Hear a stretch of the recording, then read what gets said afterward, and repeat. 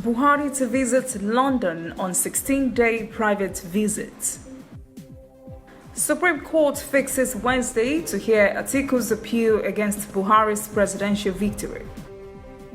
In international news, 200,000 people flee as California governor declares statewide emergency as Kincaid fire grows to 50,000 acres.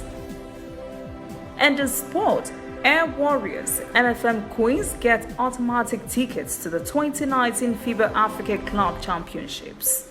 This is ANN News. I am Olajumoke Olatunji. President Muhammadu Buhari will head to London for a 16-day private visit after attending the third edition of the Future Investment Initiative in Saudi Arabia. Presidential Special Advisor on Media and Publicity Femi Adesina announces this in a statement on Monday. The statement did not give further details other than the duration of the trip. Rumors arrive that the president's trip to London may have to do with his routine medical checkup.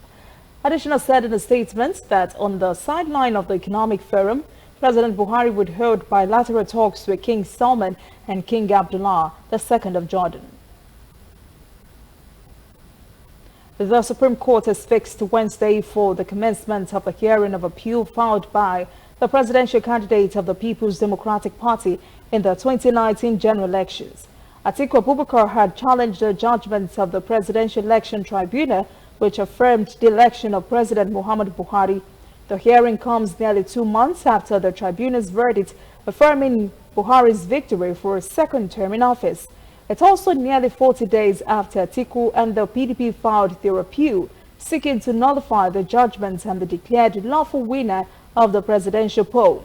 The Supreme Court has not announced the exact date of the hearing, nor has it listed panel members. But there is reliable information the hearing will start on Wednesday. It is expected the Supreme Court will nominate the most senior justices into the panel. The Atiku and PDP appeal is based on 66 grounds in which they urged the Apex Court to set aside the decision of the tribunal in its entirety on grounds that it had in reaching the conclusion that the petitioners failed to prove their case against the defendant. They hinged their case on grounds that Buhari lied on oath in his Form CF-001 submitted to INEC to aid his clearance for the presidential election. They also alleged irregularities in substantial non-compliance with the Electoral Act and guidelines during the poll. Governorship candidates of the African Action Congress in the March governorship election in Rivers State, Engineer Bakpo Makpo Festo Sawara, has accepted the Supreme Court judgment which upheld the victory of Governor Nyesom Wike and finally confirmed him as the duly elected governor of Rivers State. The court upheld the two appeals by Wike on the grounds that they were meritorious. The appeals were against the decisions of the Court of Appeal, reversing the two decisions of the Rivers State's Governorship Election Tribunal. The appeal court sitting in Port Harcourt had set aside the judgment of the Rivers State's Governorship Election Petition Tribunal that dismissed Awara's petition. The five-man panel consequently directed all parties to return to the tribunal to hear the matter on its merits. On the second appeal by Awara, on the consent judgments and preliminary objectives by respondents, the five-man appeal panel also set aside the judgment of the tribunal in a unanimous judgment. It said the tribunal erred in their decision. Socioeconomic Rights and Accountability Project (SERAP) has sent a Freedom of Information request to Minister of Finance, Budget and International Planning, Zainab Ahmed, asking her to urgently provide information on the total amount of money paid to contractors from the almost $500 million loan obtained from China in 2010 to fund the failed Abuja closed-circuit television contract. The group urged Mrs. Ahmed to disclose specific details of local contractors, if any, that have received funds from the loan for the CCTV contract, reportedly awarded to China's ZTE Corporation, as well as the implementation status of the project. The Economic and Financial Crimes Commission, EFCC, has arraigned Joseph Idako and his company Zamtrak Management and City Investment Limited for alleged conspiracy, forgery, and criminal breach of trust. Idako and his company allegedly defrauded Hajia Halima Babangida in a real estate development transaction that went awry. Idako appealed before Justice Z.S. Zenchi of the Federal Capital Territory High Court in Abuja. EFCC spokesman Wilson Wujere explained in a statement in Abuja that Halima Babangida had alleged in a petition to the EFCC that she entered into an agreement with the defendant's company for development of 6 units of detached houses of 5 bedrooms each, including boys' quarters in Abuja. Her contribution was to have been the land, while the defendant was to bear the cost of development. They were to share the property equally at the end of the development. Babangida alleged that the defendants commenced sale of the property even before completion without her knowledge or approval. President Muhammadu Buhari has sent a condolence message to the family of Nigeria's late first Prime Minister Abubakar Tafawa Balewa on the death of Hajia Jumai Abubakar, the last surviving wife of the late Prime Minister, who died on Sunday. Buhari's condolence message was contained in the statement issued by his senior special assistant on media and publicity, Garba Shehu. It's noted the octogenarian died in a private hospital in Lagos at 85. In the message sent through the Bauchi State Governor Bala Mohammed, President Buhari expressed a deep sense of sorrow at what he called the tragic demise of Hajia Jumai Tafawa Balewa. Buhari said Nigeria has lost an outstanding political figure who was passionately committed to the cause of the family and the legacies of her late husband. Coming up, African stories. Cameroon has freed a group of hostages in the Central African Republic. And later, international news. California governor declares statewide emergency as Kincaid fire grows to 50,000 acres. Dear mommy, you went out that night with the baby in your tummy, but you did not come back. The baby is very fine and she eats and sleeps a lot. Everyone says that you are in a better place, but I miss you so much. I keep asking them, where is the better place? But nobody answers me. Auntie Carrie just hugs me and says, go and play. Mommy, I miss you. Please, when are you coming home? I still do miss you, Mom. And in honor of your memory, I'm a doctor today working with the MTN Foundation to save mothers and children every day. Ending mother and child mortality in Nigeria is dear to us. We will keep strengthening this most important bond just for you. Welcome back. This is ANN News. Now to African stories. A group that had been taken hostage by rebels from the Central African Republic has been freed by the Cameroon military. The rebels took 22 local hostages 2 weeks ago and held them for ransom. But the military's raid on Garoua Bula late last week led to the freedom for the 13 Central Africans and Cameroonians. Cameroon Army Colonel Dominic Njokon, who is the commander of the troops that carried out the raid, said 5 of the doctors were killed. Cameroon shares a 1,000-kilometer boundary with the Central African Republic. Many armed gangs have been set up bases in eastern Cameroon since 2013, when conflicts in the neighboring state erupted. Last week, nearly 400 CAR refugees in Cameroon agreed to voluntary repatriation, but a vast majority of the 274,000 refugees is apprehensive about going home because of continuing violence. Egyptian President Abdel Fattah al-Sisi has issued a decree to extend already imposed state of emergency in the country for another 3 months starting from October 27th. Egypt's official gazette reported on Saturday that the decree will have the armed forces and the police take necessary measures to form or to face terrorism, maintain security nationwide, protect public and private properties, and preserve the lives of citizens. Sisi first imposed a 3-month nationwide state of emergency in April 2017, following a twin bombing at 2 churches in the northern provinces of Gambia and Alexandria that killed at least 47 and wounded more than 120 others. Egypt has been facing a wave of terror activities that killed hundreds of policemen, soldiers and civilians misclaimed by a Sinai-based group affiliated with Islamic State terrorist organization. Under the Egyptian constitution, presidential decisions to renew the state of emergency must be approved by the country's parliament. Sudan and Ethiopia have agreed to construct a joint cross-border oil pipeline that will serve the two countries. The agreement was reached earlier this month during a bilateral meeting between the two economies. But as Kaleita Joyce now reports, the deal will need the cooperation of South Sudan to happen. Sudan has two main oil export pipelines that travel north across the country to its port.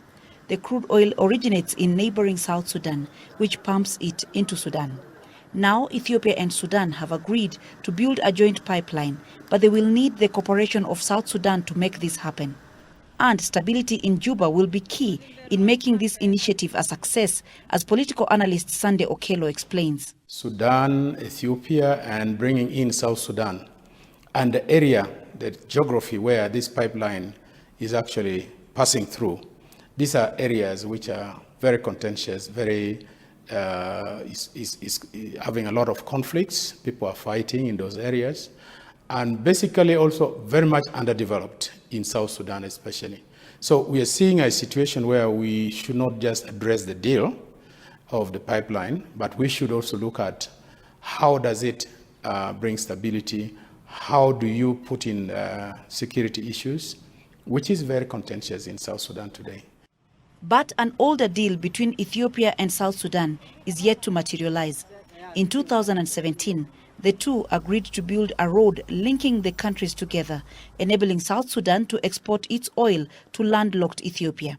Juba says it hasn't yet been invited by Ethiopia and Sudan for talks about the new agreement, but offers that it is open to new ideas. We are looking for corridors of how this oil can be going out to the international markets.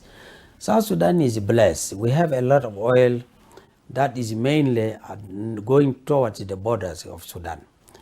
That one will continue going if we are also going to be able to find some corridors which will come, bring the oil through Ethiopia to Djibouti. That will be fine. We still have our way to go through Lamu, also in Kenya. These are also the corridors that South Sudan need to, find out and work out. Morgan adds that for now, the priority of South Sudan is to return peace to the country, which has been struggling with internal conflict since 2013. A transitional government is set to form in South Sudan on 12th November, but it is already facing a major challenge. All parties are set to agree on a start date, but opposition leader Riek Machar says he wants more time. He says the security is not enough for him and his people to feel safe to go back home. The government says a delay in elections is a delay in development. Now again, Riek is asking for another 3 to 4 months. And I think that is not going to fly. People are tired. As a government, we are responsible for every citizen of South Sudan. We will not allow any citizen again to continue suffering. We are ready to form the government.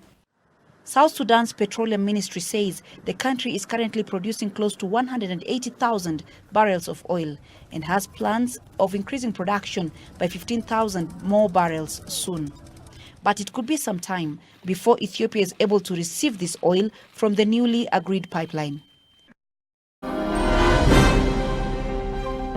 When we return, international news. 200,000 people flee as California governor declares statewide emergency as Kincaid fire grows to 50,000 acres. And later, sports. Air Warriors, MFM Queens get automatic tickets to the 2019 FIBA Africa Club Championships.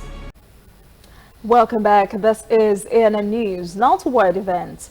The state of California experienced a dark weekend as California Governor Gavin Newsom declared a statewide emergency on Sunday as wind-whipped wildfires in the north and south of the state goggled up land, destroyed homes and forced almost 200,000 people to flee their homes.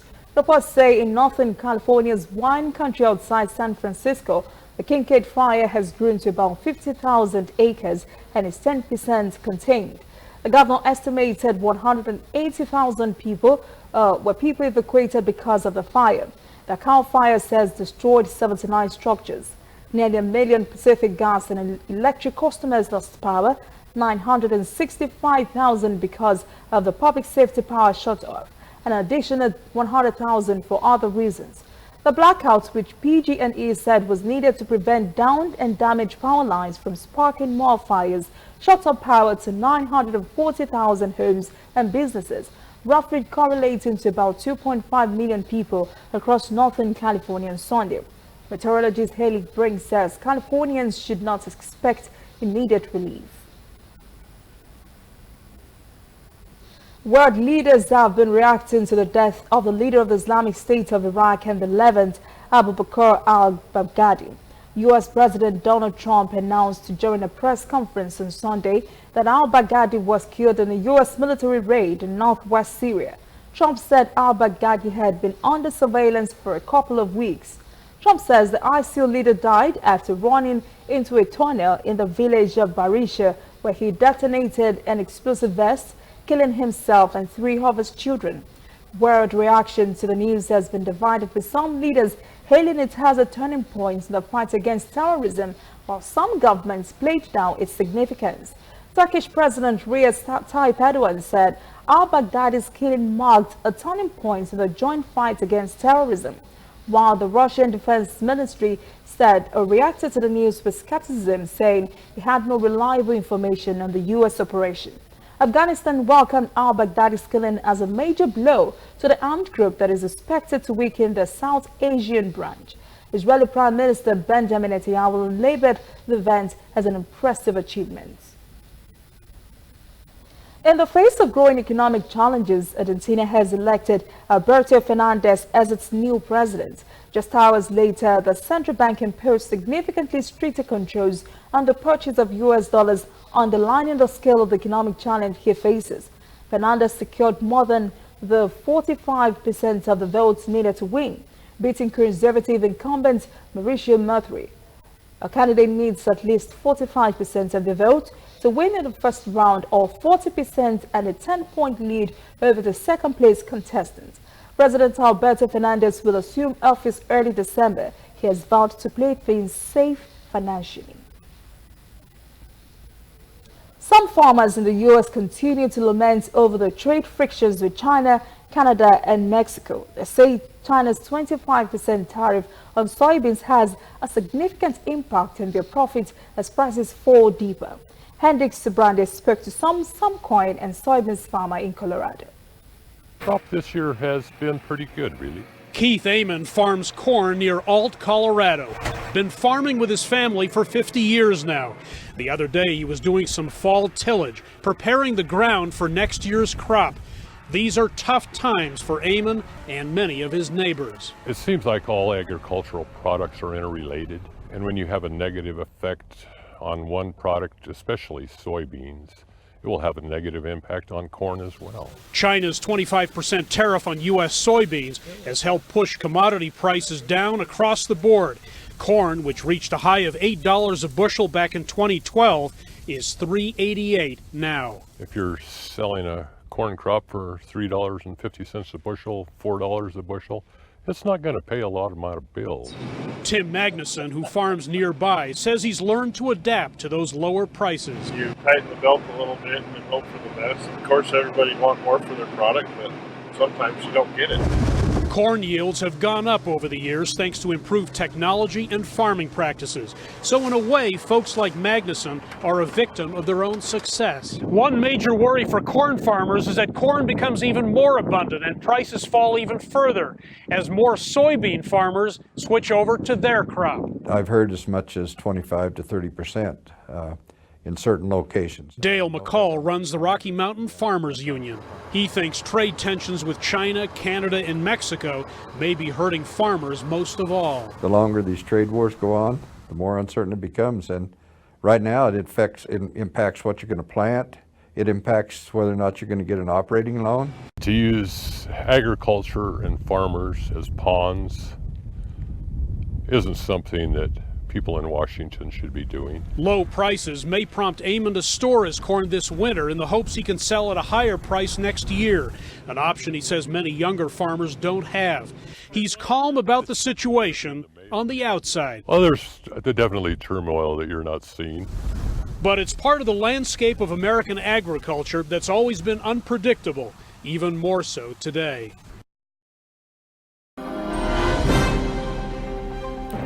Up next, sports.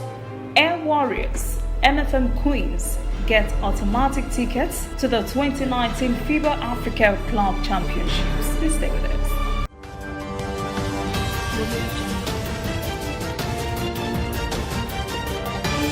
You are watching ANN. Whether in your house, at your office, on your phone or online, we are there. We have the facts behind the headlines. We cut to the chase with the news you really need. We cover every angle. We are the bigger, better news network. We are African News Network. ANN. Watch ANN News on MITV from a truly African spirit.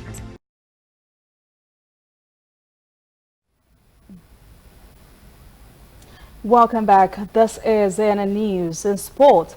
Two Nigerian women basketball club representatives, Air Warriors and MFM Queens of Lagos, have qualified automatically for the 2019 FIBA African Club Championship to be played in December. The pair are being joined by Energy Club of Cotonou, who also qualified for the final round. FIBA Africa will decide the final host of the competition between Angola and Madagascar, who have both indicated interest to host the Apex Women's Club Championship in Africa.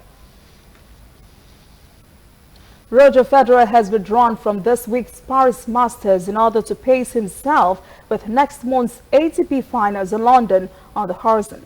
The 38-year-old is playing in his 22nd season on the ATP Tour and won a record-extending 10th Swiss Indoors Championship title on Sunday. Federer says he's extremely disappointed to pull out. Federer wins 10th Swiss Indoors title. The world number 3 has already secured a spot in the ATP Finals, which starts on 10th of December at the O2 Arena.